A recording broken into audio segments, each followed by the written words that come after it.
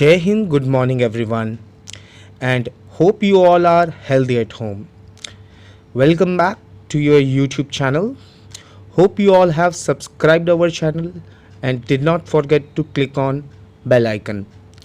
आज मैं फिर आपका एजुकेटर गौरव आधनिक आपका स्वागत करता हूं इस ऑनलाइन एजुकेशनल प्लेटफॉर्म में जो कि हमारे स्कूल देवस्य इंटरनेशनल पब्लिक स्कूल द्वारा ऑर्गेनाइज किया गया है।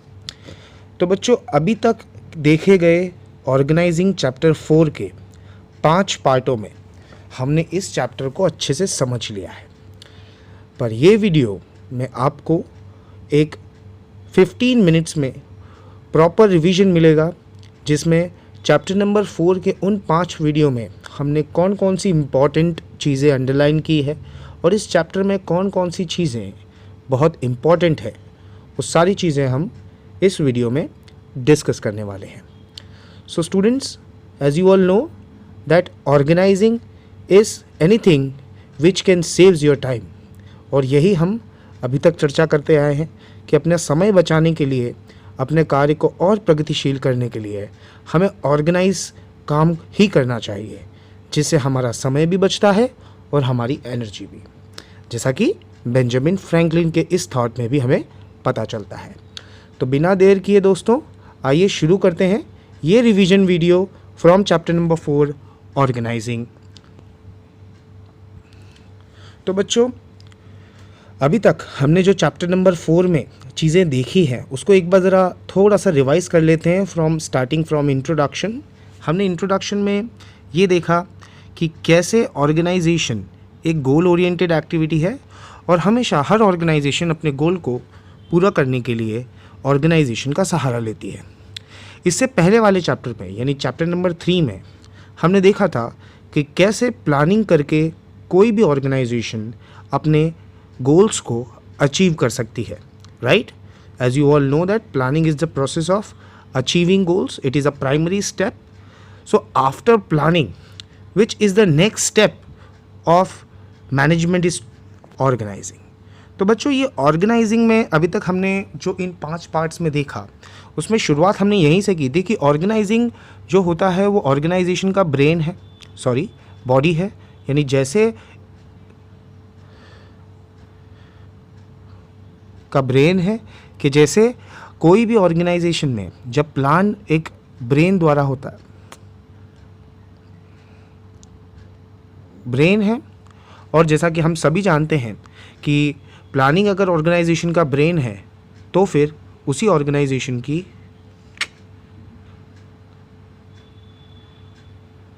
का ब्रेन है और ऑर्गेनाइजेशन की एक बॉडी होती है। यानी मैनेजमेंट का ब्रेन प्लानिंग को माना जाएगा और बॉडी ऑर्गेनाइजिंग को, और प्लानिंग के बाद जो नेक्स्ट स्टेप आता है वो कौन सा होता है, यही ऑर्गेनाइजिंग का। तो बच्चों, ऑर्गेनाइजिंग मतलब क्या है? अगर हम आसान शब्दों में कहें तो ये इम्प्लीमेंटेशन ऑफ प्लानिंग ही है। यानी जो भी हमने प्लान किया है वो हम अच्छे तरीके से इम्प्लीमेंट कर दें। इम्प्लीमेंट मीन्स एग्जीक्यूट कर दें, उसे स्थापित कर दें, उस काम को कर दें प्रैक्टिकली। तो इस प्रोसेस को हम क्या कहेंगे? ऑर्गेनाइजिंग।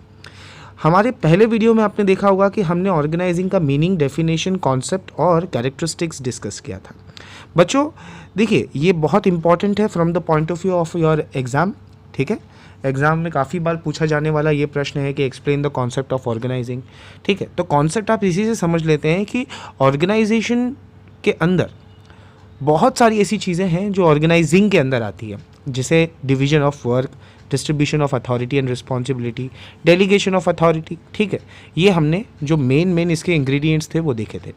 इसके साथ साथ जो मीनिंग हमने इस आपकी टेक्स्ट बुक में दिया हुआ है, आपको 2 डेफिनेशंस अंडरलाइन करनी है जो आपको चेस्टर बेनार्ड और लुइस एलन ने दी थी। क्या सार था इसका, एक बार जल्दी से रिफ्रेश कर लेते हैं कि चेस्टर बेनार्ड ने ये कहा कि ऑर्गेनाइजेशन के अंदर जब भी कोई भी चीज़ मैनेज की जाती है प्लानिंग के बाद, तो उसे प्रॉपर कोऑपरेशन के साथ करना, यानी सहयोग के साथ करना बहुत ज़रूरी। क्यों? क्योंकि अगर एक से ज़्यादा लोग कोई एक चीज़ पर काम कर रहे हैं तो उनके बीच में कोऑर्डिनेशन होना बहुत ज़रूरी है। कोऑर्डिनेशन मीन्स आपसी तालमेल, and if they will not achieve the coordination, the work what ever they have decided will not be fulfilled, ठीक है। तो ये थी चेस्टर बेनॉट की डेफिनेशन। लुइस एलन ने इसके बारे में क्या कहा था कि अपने टारगेट को पहचानना, यानी identifying of process and classifying of work, यानी आपको क्या करना है और उस काम को आप कैसे डिवाइड करते हैं। ठीक है, डिवाइड करते हैं जैसे मतलब अपनी अथॉरिटी को डेलीगेट करते हैं, अपनी पावर्स को बांटते हैं, रिलेशंस बनाते हैं अपने सबलाइंस के साथ, अपने अपलाइंस के साथ।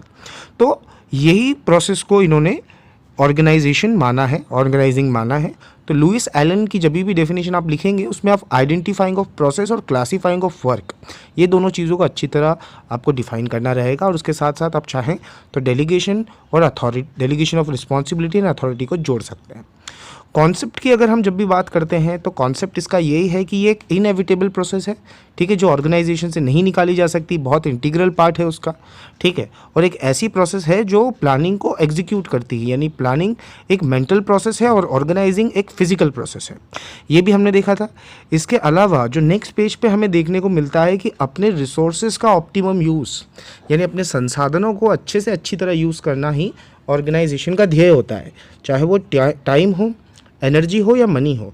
देखिए दोस्तों, आज की इस बदलती दुनिया में हम सब के लिए ये एक रिसोर्सेस है। हर इंसान समय बचाना चाहता है, अपनी एनर्जी बचाना चाहता है और कहीं ना कहीं अपना पैसा भी। और इन सब चीज़ों के लिए हमें ऑर्गेनाइजिंग की बहुत मदद होती है, ना सिर्फ मैनेजमेंट के अंदर बल्कि हमारी रियल लाइफ में। अगर हम देखते हैं जो हमारी डेली लाइफ होती है, यही हमारे 3 ऐसे रिसोर्सेस हैं। अगर हम इन्हें अच्छे से यूज़ करेंगे, अच्छे से मीन्स कि हम इन्हें जब समय होगा तभी यूज़ करेंगे, तो ये हमारे लिए बहुत ही फ़ायदेमंद होते हैं। और नहीं तो क्या होता है, ये वेस्ट हो जाते हैं, right. So time, energy and money, this all things have to be utilized by everyone optimally. What is optimally, यानी आपको उसे बिल्कुल अच्छे से यूज़ कर लेना है। तो ऑर्गेनाइजिंग का जो कॉन्सेप्ट है वो एक्चुअली में कहाँ से निकल के आता है, जब लोग एक साथ अगर काम कर रहे हैं और एक साथ वो कोऑर्डिनेशन स्टैब्लिश करना चाहते हैं, कोई आज गोल को अचीव करना चाहते हैं, तो उन्हें जिस प्रोसेस की ज़रूरत पड़ती है वो है भाई ऑर्गेनाइजिंग, ठीक है। और इसे अरेंजमेंट भी कहा जाता है, तो ये आपको अंडरलाइन कर लेना है, ये इसका इंपॉर्टेंट है मीनिंग और कॉन्सेप्ट के अंदर। कैरेक्टरिस्टिक्स की हम जब भी बात करते हैं बच्चों, तो इसमें सबसे पहला आता है गोल ओरिएंटेड एक्टिविटी। सभी को पता होगा कि ऑर्गेनाइजिंग किसी भी ऑर्गेनाइजेशन का गोल अचीव करने में बहुत सहायक होती है, सपोर्टिव होती है। कैसे सपोर्टिव होती है, जैसे कि आप खुद अपने डेली लाइफ में देख सकते हैं कि आपने 10th स्टैंडर्ड जब पास की होगी तो उस 10th स्टैंडर्ड में सबसे पहले आपने कोई गोल को प्री डिटरमाइन किया होगा, यानी उस गोल को आपने दिमाग में रखा होगा कि आपको क्या करना है, कैसे करना है और वहाँ तक कैसे पहुँचेंगे, 80-90% जो भी आपको अचीव करना है।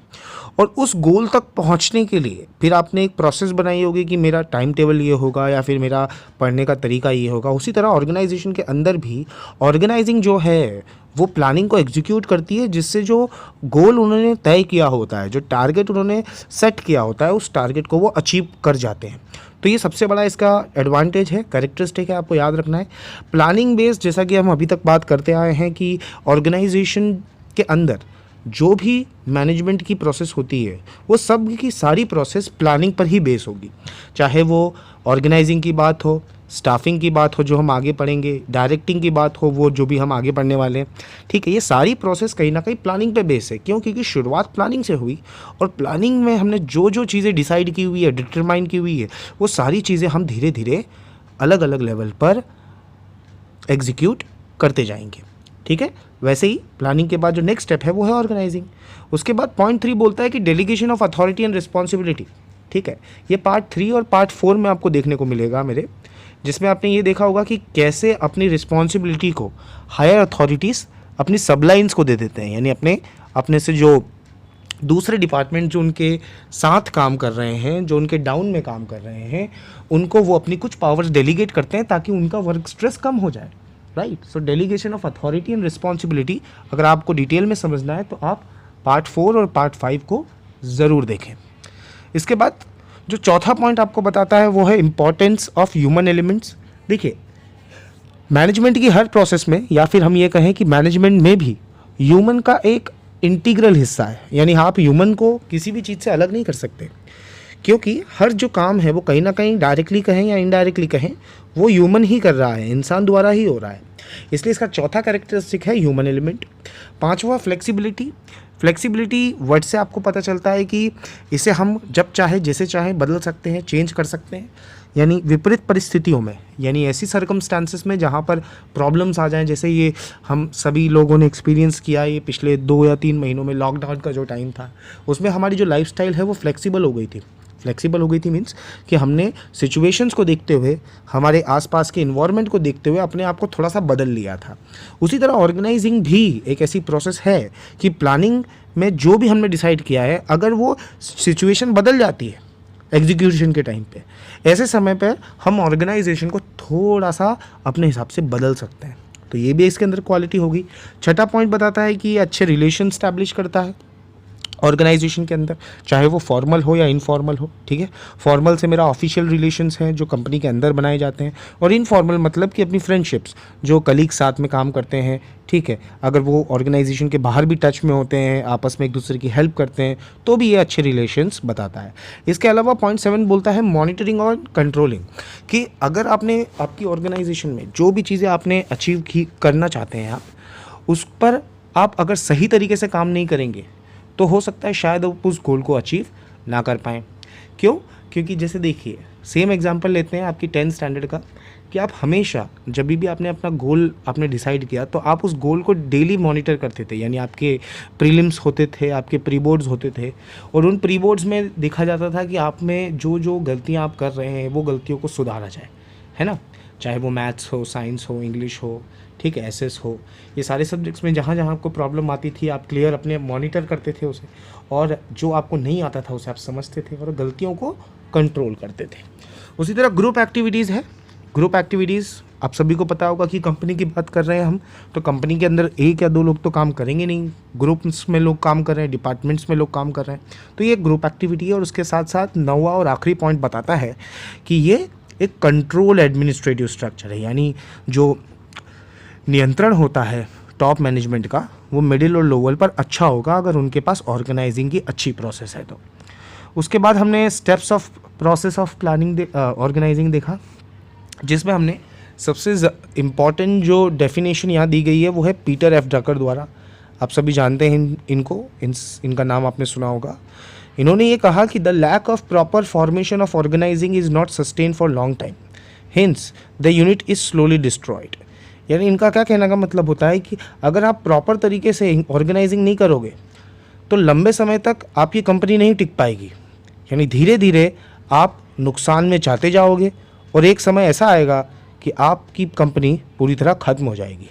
तो यानी पीटर एफ ड्रकर के अनुसार ऑर्गेनाइजिंग एक ऑर्गेनाइजेशन के लिए बहुत इम्पॉर्टेंट पार्ट होता है। ठीक है, और उसके बाद हमने जब स्टेप्स डिस्कस की तो स्टेप्स में पहला स्टेप था क्लैरिफिकेशन ऑफ ऑब्जेक्टिव। ठीक है, उसी तरह जैसे आपके 10th के एग्ज़ाम्स में आपने तैयारी की, बोर्ड एग्ज़ाम्स में, और या फिर 12th में आप ये साल जो आप अचीव करना चाहते हैं, सबसे पहले आपने दिमाग में टारगेट रखा होगा कि मुझे इस साल इतने परसेंटेज लाना है। तो पहली चीज़ आपके दिमाग में वो ऑब्जेक्टिव क्लियर होना चाहिए। ठीक है, क्लियर होना चाहिए मीन्स आपको पता होना चाहिए कि आपको अचीव क्या करना है। Whatever you want to achieve that has to be clear in your mind. Second, list of function, यानी आप उस परसेंटेज तक पहुंचने के लिए, उस अचीवमेंट तक पहुंचने के लिए कैसे काम करेंगे, यानी आपका टाइम टेबल क्या होगा, आपका रूटीन क्या होगा, आप क्या करेंगे क्या नहीं करेंगे, टाइम मैनेजमेंट। ठीक है, तीसरा पॉइंट बताता है डिपार्टमेंट ऑफ फंक्शन।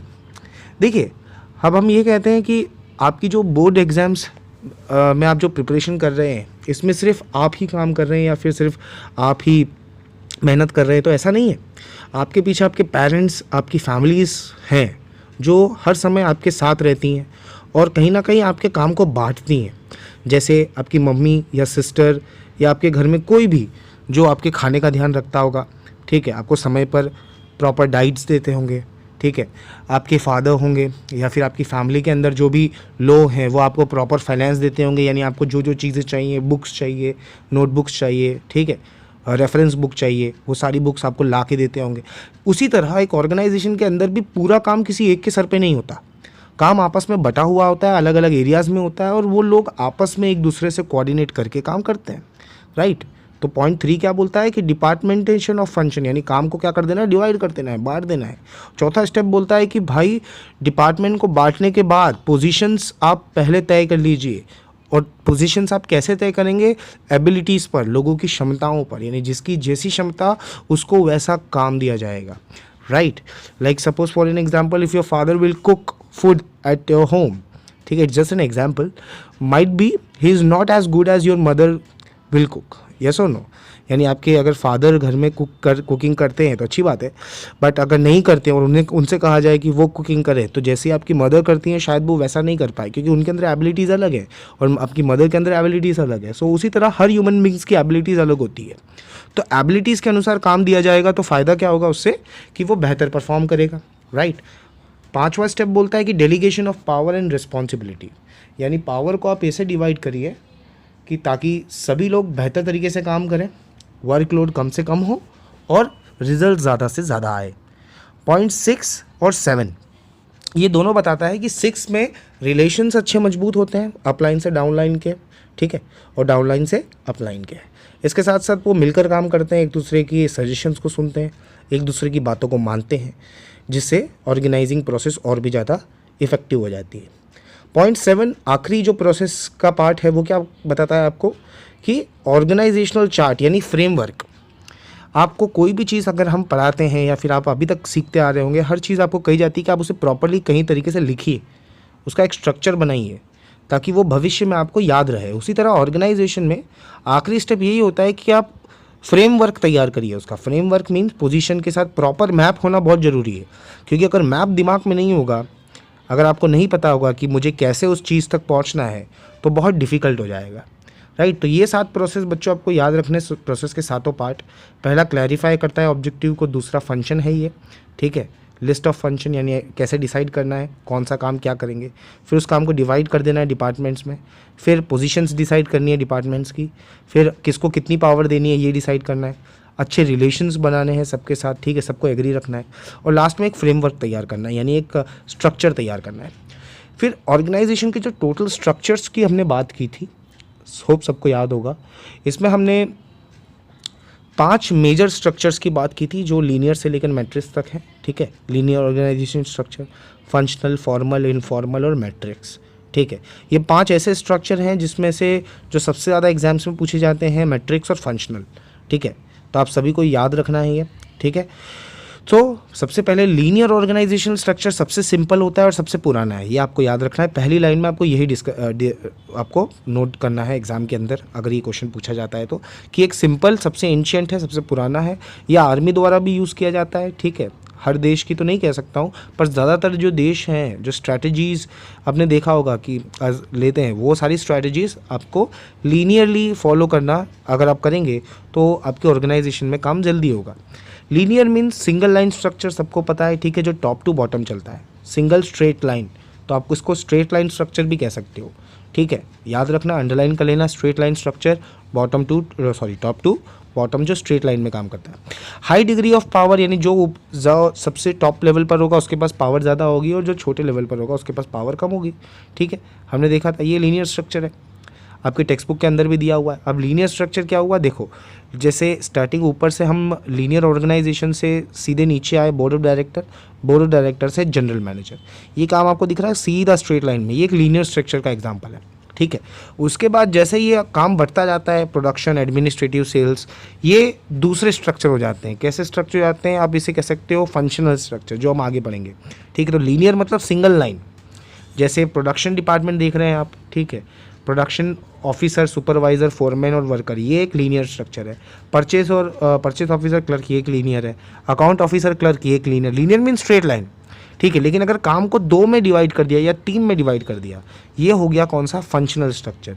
जैसे जनरल मैनेजर ने क्या किया, काम के हिसाब से जो प्रोडक्शन का काम है प्रोडक्शन को दिया, जो सेल्स का काम है वो सेल्स को दिया, और ऑफिस का कोई रिलेटेड काम है तो वो एडमिन को दिया, राइट। यानी क्या किया उसने कि इन जो काम थे उन सारे काम को उनके फंक्शन के हिसाब से डिवाइड किया, जो कि सेकंड आपको देखने को मिलेगा स्ट्रक्चर फंक्शनल ऑर्गेनाइजेशन का।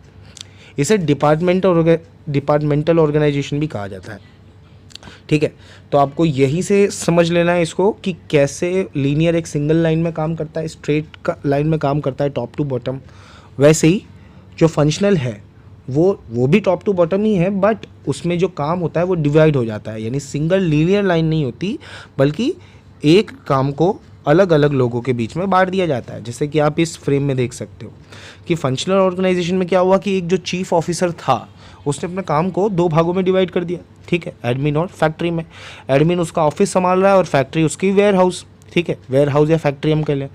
तो वहाँ पर आप देख सकते हो कि कैसे काम को डिवाइड किया है कि अगर एडमिनिस्ट्रेटिव रिलेटेड काम है तो वो एडमिनिस्ट्रेटिव डिपार्टमेंट को जाएगा, और अगर फैक्ट्री रिलेटेड कोई वर्क है तो वो फैक्ट्री के पास जाएगा, ठीक है।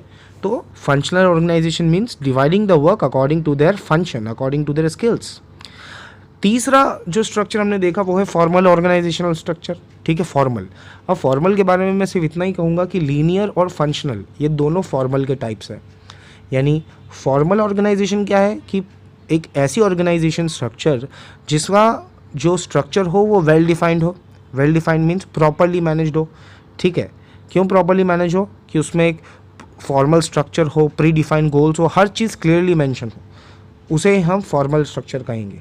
चाहे आप उसे लीनियर कह लीजिए, चाहे आप उसे फंक्शनल कह लीजिए, ये दोनों फॉर्मल के ही एग्जाम्पल हैं। इसके बाद कैरेक्टरिस्टिक्स की हमने बात की थी, जिसमें हमने देखा था कि फॉर्मल स्ट्रक्चर जो होता है वो बहुत ही कॉशियस होता है, और कॉशियस यानी वो गोल्स को अच्छे से अचीव करने में मदद करता है। लैक ऑफ फ्लेक्सिबिलिटी, ठीक है, तो ये थोड़ा सा इसके अंदर एक लिमिटेशन है कि इसमें फ्लेक्सिबिलिटी नहीं है, यानी प्रोडक्शन रिलेटेड काम है तो प्रोडक्शन डिपार्टमेंट ही करेगा, ठीक है, फॉर्मली, एंड जो पोजीशन जिसकी है वो अकॉर्डिंग काम करने वाला है। तीसरा हमने देखा delegation of power to upper to lower level, यानी कैसे जो हायर ऑर्गेनाइजेशनल लेवल होते हैं वो अपनी पावर्स को जो नीचे काम कर रहे हैं उनके सबलाइंस हैं उनको डिवाइड कर देते हैं, ठीक है, काम को बेहतर करने के लिए।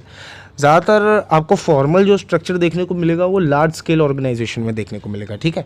लार्ज स्केल मीन्स बड़ी ऑर्गेनाइजेशन जो एक से ज़्यादा शहरों में है या जिसमें बहुत फाइनेंस लगता है। उसके बाद पांचवा बताता है पर्टिकुलर रिलेशंस, यानी इसमें जो रिलेशंस बनते हैं वो सारे अकॉर्डिंग टू द डिपार्टमेंट्स बनाए जाते हैं, यानी कोई भी अपने हिसाब से अपने दिमाग से काम नहीं कर सकता, उसे जैसा जिस ग्रुप के साथ रखा गया है उसे उसी के साथ रहना पड़ता है, ठीक है, यानी रिजिडिटी काफ़ी है हम कह सकते हैं। और छठा और आखिरी पॉइंट बताता है कम्युनिकेशन, यानी आपस में जो फॉर्मल मेथड ये यूज़ करते हैं, ठीक है, तो इनफॉर्मल कम्युनिकेशन कोई होती नहीं है, यानी काम रिलेटेड टॉक्स ज़्यादा इसमें होती है। तो ये 6 आपको कैरेक्टरिस्टिक याद रखने हैं। Formal structure, lacking of flexibility, delegation of power from upper to lower level, large scale organization, particular relations इसमें मेंटेन होते हैं, और लास्ट कम्युनिकेशन। तो ये 6 पॉइंट किस चीज़ के कैरेक्टरिस्टिक है? ये है आपके फॉर्मल ऑर्गेनाइजेशन के कैरेक्टरिस्टिक, जिनके पार्ट्स कौन कौन से हैं? लीनियर और फंक्शनल। तो ये दिमाग में आपको रखना है। अब हम फॉर्मल के अगेंस्ट बात कर रहे हैं कि एक ऐसा ऑर्गेनाइजेशनल स्ट्रक्चर जो फॉर्मल से काफ़ी अलग है, जो कि है हमारा इनफॉर्मल ऑर्गेनाइजेशनल स्ट्रक्चर, ठीक है। इनफॉर्मल ऑर्गेनाइजेशनल स्ट्रक्चर बिल्कुल अलग इसीलिए है फॉर्मल से, क्योंकि जहाँ फॉर्मल में हमने पूरा वेल डिफाइंड स्ट्रक्चर देखा, वहीं इनफॉर्मल में हम सिर्फ एक ही चीज़ देखते हैं कि ये कोई स्ट्रक्चर बेस्ड ऑर्गेनाइजेशनल नहीं होता। इसमें कि आप अपने रिलेशंस को सिर्फ इनफॉर्मल लेवल यानी पर्सनल लेवल पर ही अचीव करने के लिए बनाते हैं। यानी suppose if I am working in an organization and I am making friends over there, it can be considered as a informal structure, क्योंकि वो ऑर्गेनाइजेशन का पार्ट नहीं है, वो उसमें कोई ऑर्गेनाइजेशन का कोई बेनिफिट नहीं हो रहा है। यानी इंसान अपनी पर्सनल फीलिंग्स, अपने रिलेशन शेयर्स करने के लिए, एक दूसरे की हेल्प करने के लिए अगर ऐसे स्ट्रक्चर बनाता है तो वो इनफॉर्मल का हिस्सा है। फिर हमने इसके कैरेक्टरिस्टिक देखे कि ये एक इनफॉर्मल स्ट्रक्चर होता है, ठीक है, यानी कोई वेल डिफाइंड नहीं, कैसा भी हो सकता है, आप उसके बारे में कुछ नहीं सोच सकते। जैसे एक प्रोडक्शन डिपार्टमेंट का कोई ऑफिसर है तो उसका जो फ्रेंड है वो एक वर्कर भी हो सकता है, या फिर उसका एक जो फ्रेंड है वो सेल्स मैनेजर भी हो सकता है, ज़रूरी नहीं कि वो उसके डिपार्टमेंट में ही काम करे, ठीक है। सो ये एक इनफॉर्मल स्ट्रक्चर है, it can be varied. Then human based relation, यानी इसके अंदर जो मानवीय रिलेशन से संबंध होते हैं वो अच्छे होते हैं, खासकर उन लोगों के जिनकी सेम हॉबीज़ होती हैं, सेम हैबिट्स होते हैं, जिनके वैल्यूज़ सेम है लाइफ में, और जो एक जैसा फील करते हैं, ऐसे लोगों के बीच में रिलेशंस जल्दी बन जाते हैं, right. For example if you want to make any friend, अगर आपको कोई फ्रेंड, आपका जितने भी फ्रेंड हैं, आपके बेस्ट फ्रेंड्स हैं, उसमें आपने देखा होगा कि आप में और उनमें काफ़ी चीज़ें कॉमन होगी, इसलिए वो आपके फ्रेंड्स हैं, यस और नो। इसके अलावा पॉइंट 3 आपको बताता है एवर चेंजिंग, यानी लगातार बदलता है। ये लगातार इसलिए बदलता है क्योंकि ये आंसर में भी आप खुद ही बता सकते हैं कि जैसे जैसे फीलिंग्स इमोशंस चेंज होते जाएंगे वैसे वैसे जो स्ट्रक्चर है आपका इनफॉर्मली वो भी बदलता जाएगा, आपके दोस्त भी बदल जाते हैं, राइट। एक कोट यहाँ आपके साथ शेयर करता हूँ, आपने कहीं सुना हो या नहीं, कि it is very easy to keep 10 friends in 1 year, right. It is very easy to make 10 friends in 1 year, यानी बहुत आसान है 10 दोस्त बनाना एक साल में, but it's very difficult to keep 1 friend in 10 years, right.